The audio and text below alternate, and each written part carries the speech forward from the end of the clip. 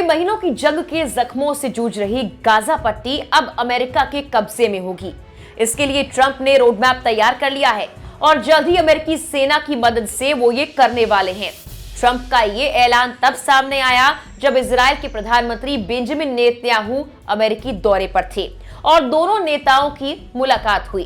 Gaza को लेकर Trump का क्या प्लान है, नेतन्याहू और ट्रंप के बीच क्या बात हुई, अरब देशों ने ट्रंप के इस फैसले पर क्या कहा, हमास को क्या गाजा में बदलाव का ये फैसला मंजूर है, बताते हैं सब कुछ आपको इस वीडियो में। नमस्कार, मेरा नाम है मेघना सचदेवा और आप मुझे देख रहे हैं लोकमत हिंदी पर। हमास और इजराइल के बीच हुए युद्ध विराम के बाद गाजा वासियों ने बस राहत ली ही थी।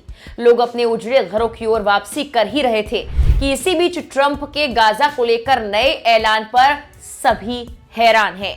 ट्रंप ने कहा कि गाजा को खाली करवाया जाएगा, उसके बाद यहां पर जोर शोर से पुनर्निर्माण का कार्य होगा। ट्रंप के मुताबिक गाजा को रिवेरिया ऑफ मिडिल ईस्ट में तब्दील कराया जाएगा और इसके लिए अमेरिकी सेना की मदद ली जाएगी। ट्रंप ने गाजा पर और क्या कुछ कहा, ये जानने से पहले आपको बता दें कि ट्रंप और इजरायली प्रधानमंत्री की मुलाकात के बाद यह ऐलान आया है। इजरायल के प्रधानमंत्री नेतन्याहू ने मंगलवार को व्हाइट हाउस में अमेरिकी राष्ट्रपति डोनाल्ड ट्रंप से मुलाकात की थी। इस दौरान दोनों नेताओं के बीच लंबी बातचीत हुई। ट्रंप के राष्ट्रपति पद की शपथ लेने के बाद ये किसी विदेशी नेता के साथ पहली बैठक थी। इस दौरान डोनाल्ड ट्रंप ने गाजा को लेकर बड़ा बयान दिया। ट्रंप ने कहा, संयुक्त राज्य अमेरिका गाजा पट्टी को अपने कब्जे में लेगा और इसका विकास करेगा, इसका मालिकाना हक रखेगा। ट्रंप ने कहा, हम इस पर अपना अधिकार करेंगे, इस जगह पर मौजूद सभी खतरनाक बमों और हथियारों को नष्ट करने की जिम्मेदारी हमारी होगी। ट्रंप ने कहा कि नष्ट हुई इमारतों को साफ करने के बाद अमेरिका उस क्षेत्र का आर्थिक विकास करेगा। उन्होंने और नेतन्याहू ने हमास को खत्म करने पर चर्चा की। दोनों नेताओं ने बंद कमरे में हुई बैठक में इस बात पर चर्चा की कि हमास को कैसे खत्म किया जा सकता है और अशांत क्षेत्र में शांति कैसे बहाल हो सकती है। ट्रंप ने कहा, यह फैसला पूरी गंभीरता से लिया गया है। मैंने जिनसे भी इस ब्लूप्रिंट के बारे में बात की, उन्हें यह पसंद आया। गाजा पर अमेरिकी कब्जे के बाद इस क्षेत्र के पुनर्निर्माण को और फिर यहां रोजगार के हजारों मौके उपलब्ध कराकर इसका विकास किया जाएगा। गाजा दुनिया भर के लोगों का घर बन सकता है।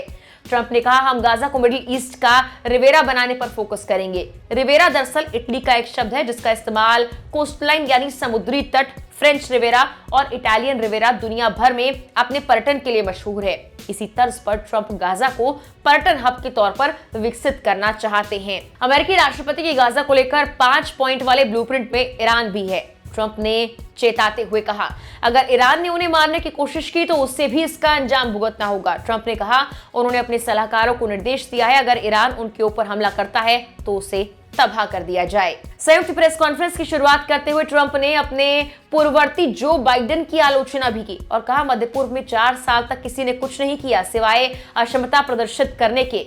ब्लूमबर्ग के अनुसार ट्रंप ने इस बात पर जोर दिया कि मिस्र और जॉर्डन गाजा पट्टी से फिलिस्तीनियों को स्वीकार करेंगे और युद्धग्रस्त क्षेत्र से लोगों को स्वीकार करने पर उनकी आपत्ति को खारिज कर दिया है। वहीं नेतन्याहू ने कहा, हमारी कोशिश है गाजा अब कभी भी इजराइल की सुरक्षा के लिए चुनौती ना बने, लेकिन राष्ट्रपति ट्रंप ने जो सुझाव दिया है उससे गाजा की तस्वीर बदल सकती है और हम इस पर ध्यान देंगे। यह कुछ ऐसा है, इससे गाजा का इतिहास बदल सकता है। वहीं नेतन्याहू ने कहा, ट्रंप हमेशा से इजराइल के सच्चे दोस्त रहे हैं। ट्रंप ने अपने पिछले कार्यकाल में जहां छोड़ा था वहीं से शुरुआत की है। हालांकि गौर करिए, अमेरिकी राष्ट्रपति डोनाल्ड ट्रंप के गाजा वाले फैसले और सुझाव पर अरब देशों की प्रतिक्रियाएं भी आने लगी हैं। सऊदी अरब के विदेश मंत्रालय ने कहा कि स्वतंत्र फलस्तीनी राज्य के लिए उनका रुख नहीं बदलेगा। वो कहते हैं, हम अपने फैसले पर दृढ़ और अटल रहेंगे।